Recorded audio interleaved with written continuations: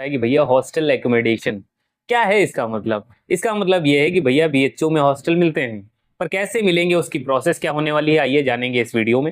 Video को पूरा and तक देखिएगा, बहुत ज्यादा इंपॉर्टेंट होने वाली है, क्योंकि एक गलती एडमिशन तो कैंसिल होगा ही, प्लस हॉस्टल की सीट भी जा सकती है। आप काउंसलिंग की वीडियो जाकर देख लेना, जाके चैनल पे अपलोड हो गई है। लेकिन बात करते हैं बीएचयू में हॉस्टल कैसे मिलते हैं। हॉस्टल एकोमोडेशन का जो ऑप्शन आएगा उस पर यस कर देना, पहला इंपॉर्टेंट पॉइंट है। उसके बाद की प्रक्रिया ये है कि मेरे भाई, जब आपके 4 राउंड कंप्लीट हो जाएंगे, फिर आपको एक ऑफर लेटर आएगा, प्रोविजनल अलॉटमेंट लेटर, जिसमें आपको ये बताया जाएगा कि इस डेट को आपको बीएचयू में डॉक्यूमेंट वेरीफाई कराना है। हो सकता है उस डॉक्यूमेंट वेरिफिकेशन के दौरान एक हफ्ते बाद या कई बार एक हफ्ते पहले आपके ईमेल आईडी पे, जो आपने ईमेल आईडी दी होगी, उस पर मैसेज आता है कि आपको हॉस्टल की सीट अलॉट कर दी गई है। आपको ऑनलाइन पेमेंट 4875 रुपये करना है। वन टाइम पेमेंट है। वन टाइम पेमेंट मतलब 4875 एक बार करवाया जाता है, जिसमें से 2000 रुपये आपके वापिस हो जाएंगे जब आप डिग्री छोड़ते हैं। ठीक है, पीजी का भी सेम ही प्रोसेस रहता है, लेकिन मैं आपको बताता हूँ 2875 ही पर सेमेस्टर की फीस है। ध्यान रखना, मेस चार्ज भैया इसमें नहीं इंक्लूडेड है। 3500 रुपये, 4000 रुपये पर मंथ पढ़ेंगे। डेली देना चाहते हैं तो 55 रुपये पर मील, मॉर्निंग का 55 रुपये और शाम टाइम का, रात टाइम का 55 रुपये।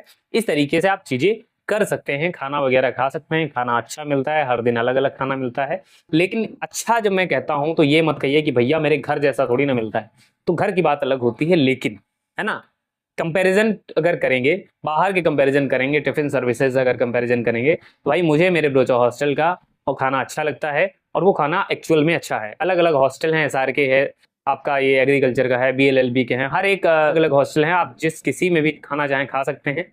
अगर आपको हॉस्टल नहीं मिला है तो भी आप खा सकते हैं। अगर आप बीएचयू घूमने आए हैं तो भी खा सकते हैं। ठीक है, क्लियर हो गई चीजें।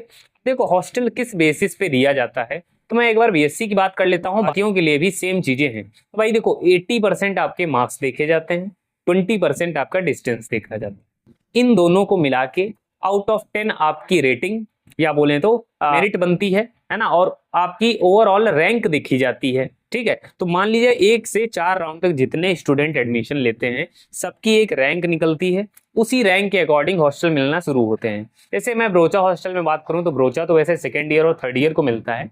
लगभग 300 कमरे हैं, और 300 कमरों में लगभग 628 के आसपास लोग रहते हैं। आप बोलेंगे भैया 300 के हिसाब से तो 600 हुए, है ना, 312 आ रहा के आसपास कमरे हैं वैसे। लेकिन क्या होता है, जो कॉर्नर के कमरे हैं ना, हर हॉस्टल में उसमें 3 लोग रहते हैं। कॉर्नर के कमरे बड़े बनाए जाते हैं, उसमें 3 लोग रहते हैं। तो देखो, ये तो हॉस्टल का हो गया कि भैया हॉस्टल कैसे मिलता है, तो उसकी मेरिट कैसे बनती है मैंने बता दिया।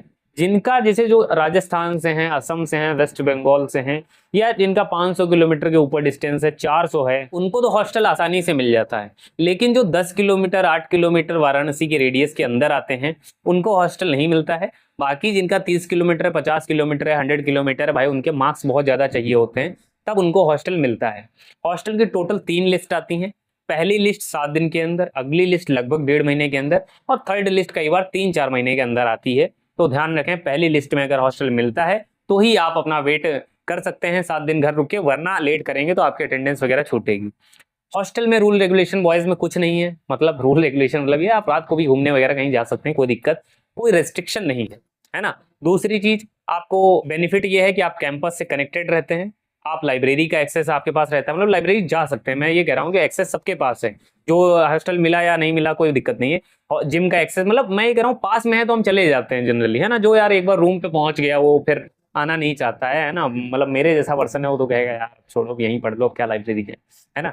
हॉस्टल में रह के भी मैं बहुत कम गया हूँ लाइब्रेरी, जबकि मैं फर्स्ट ईयर में बहुत गया। फर्स्ट ईयर में ही जो जोश चढ़ता है वही चढ़ता है। फिर लगता है कि चलो, क्योंकि मेरी यार ट्यूशंस रहती थी, कोचिंग रहती थी, और अपने काम में थोड़ा तो मतलब लाइब्रेरी जाना आना थोड़ा समझ रहे, वो टाइम टेकिंग हो जाता था।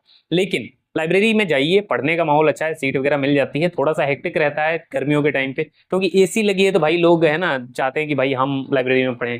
गवर्नमेंट एग्जाम वगैरह की तैयारी बहुत सारे स्टूडेंट वहाँ पे करते रहते हैं, ये चीजें हैं। अगर आप बीएससी के लिए जैसे आपको मिल रहा है मान लीजिए, तो बॉयज को ज्यादा हॉस्टल मिलते हैं, गर्ल्स को कम मिलते हैं। और ये चीज बीए में भी है, ये चीज बीए एलएलबी में भी है, ये चीज हर स्ट्रीम में है कि बॉयज को हॉस्टल ज्यादा मिलते हैं, क्योंकि उनके हॉस्टल्स ज्यादा है।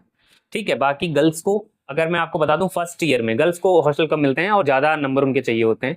अगर आपको फर्स्ट ईयर में हॉस्टल नहीं मिलता है तो आपको क्या करना पड़ेगा, आपको फर्स्ट सेमेस्टर के नंबर 7 से 7.5 सीजीपीए बॉयज के लिए, 7 सीजीपीए मिनिमम होने चाहिए। 7.5 के ऊपर रहेगा, 8 के आसपास, तब गर्ल्स को जाके सेकेंड ईयर में हॉस्टल मिलता है।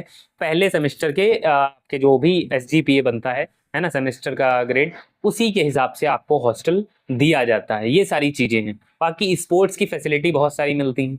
आपके इंटर हॉस्टल टूर्नामेंट होते हैं, वहां पर आप पार्टिसिपेट कर सकते हैं। चेस है, कैरम है ना, वॉलीबॉल है, फुटबॉल है, क्रिकेट है, बहुत सारी चीजें होती हैं। तो वो भी आपके पास एक इंटर हॉस्टल टूर्नामेंट सिर्फ हॉस्टल वाले खेल सकते हैं।